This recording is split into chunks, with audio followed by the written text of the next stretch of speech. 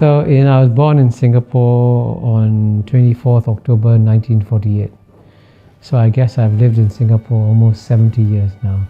When I grew up, Singapore was still a poor developing country. Our per capita income when we became independent was $500, the same as Ghana in Africa.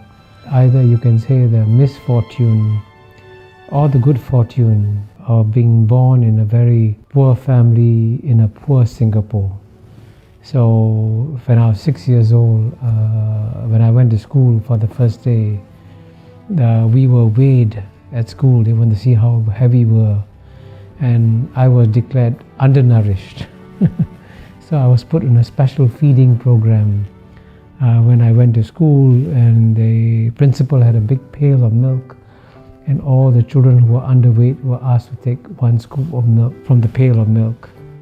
And our house in Singapore had no flush toilet. There was crime and riots, gangster fights in my neighborhood.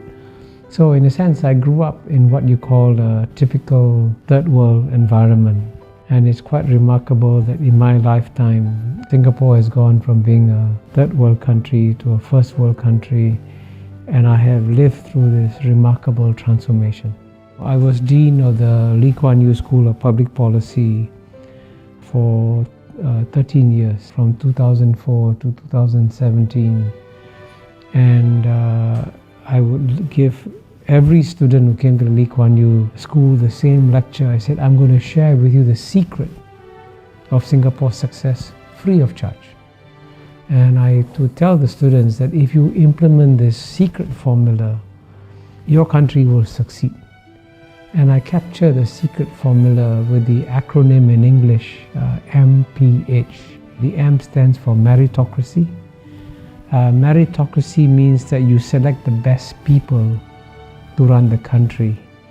And what brings many countries down, especially in the third world, is that when it comes to selecting the finance minister or the economics minister, they will give their jobs to their brothers, their cousins, their uncles, their relatives, and not to the best people.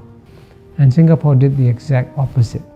In Singapore, the jobs were given to the best people. And in the case of the Prime Minister, Mr. Lee Kuan Yew, Mr. Lee Hsien Loong, when he went to study in Cambridge University, he was the top student in the class, if not in the university. In fact, his professors were so impressed, they said, you should become a mathematician because you'll become a world-class mathematician.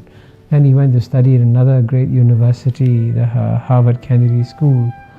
And in that university, he's one of the few students to get an article published in a Tier 1 economics journal. Very few students get articles published in a Tier 1 economics journal. So he's incredibly brilliant. And so if the best man of the job is Mr. Lee Kuan Yew's son, then he should be selected.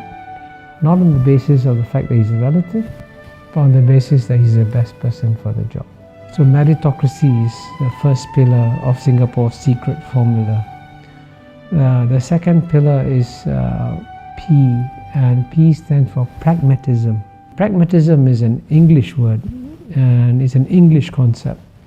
But the best definition of pragmatism was given by China's leader, Mr. Deng Xiaoping, when he said it doesn't matter whether a cat is black or a cat is white. If the cat catches mice, it is a good cat. So in the same way, it doesn't matter what your ideology is. If it works, you use it. So Singapore was very pragmatic. So it would take some policies that are capitalist and some policies that are socialist, and it would mix them up.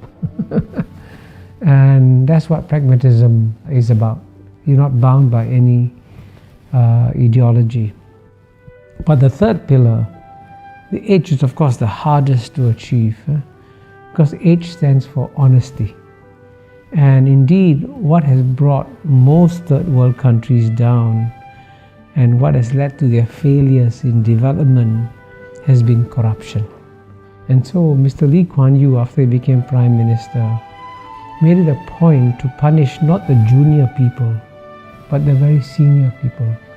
So when a deputy minister went on holiday with his friend, a businessman, when he came back, he was arrested. And so he said, "Why am I being arrested?" He says, "You went on a holiday with the businessman. He paid all your expenses. That's corruption. You go to jail." So when a deputy minister is sent to jail, then everybody says, "Oops, I got to be careful. I can also go to jail."